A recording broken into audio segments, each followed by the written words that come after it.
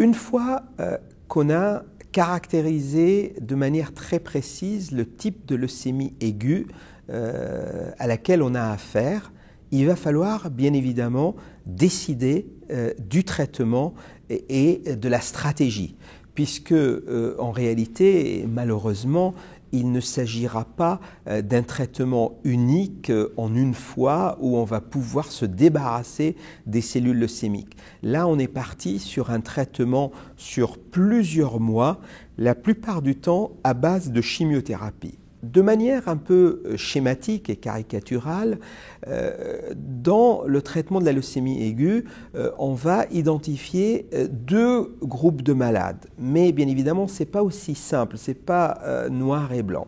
Le groupe des malades relativement jeunes, moins de 65 ans ou peut-être moins de 60 ans, tout dépend un peu de la définition, et qui sont en bonne santé, c'est-à-dire qui n'ont pas d'antécédents, qui n'ont pas de problème de cœur, de diabète ou de poumons, ainsi de suite. Ces malades-là vont probablement recevoir une chimiothérapie intensive qui va durer environ 1 mois, une hospitalisation d'1 mois. L'idée, c'est très simple, c'est de dire je vais faire une forte chimiothérapie pour se débarrasser des cellules leucémiques dans la moelle osseuse et dans le sang. Donc il va falloir que je fasse un peu le ménage là-dedans.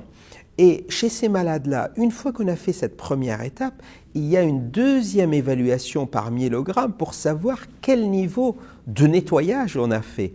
Et à ce moment-là, on va décider, soit il faudra à nouveau repasser avec cette chimio parce qu'on n'a pas assez nettoyé, on n'a pas obtenu une rémission complète, parce que c'est ça l'objectif. La rémission complète, c'est de dire il n'y a plus de cellules leucémiques visibles. Si par contre on a obtenu la rémission complète, on va partir sur des cures de consolidation.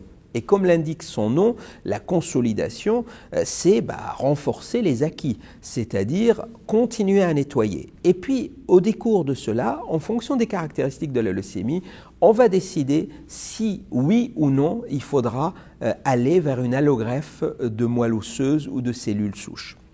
Le deuxième groupe de malades, ce sont des malades plutôt âgés ou des malades jeunes mais qui sont fragiles, qui ont des antécédents, chez qui on va peut-être privilégier des traitements un peu plus doux, pas de chimiothérapie intensive. Ça pourra être des traitements aussi ambulatoires avec des injections sous-cutanées, voire des traitements péros.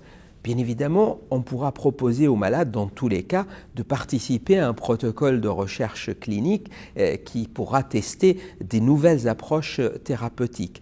Et dans tous les cas, je crois qu'il faut être prêt en tant que malade, il faut être conscient du fait qu'on peut ajuster le traitement, on peut modifier les décisions en cours de route en fonction des évaluations. C'est un processus très dynamique et je crois qu'il faut vraiment être préparé à des réajustements.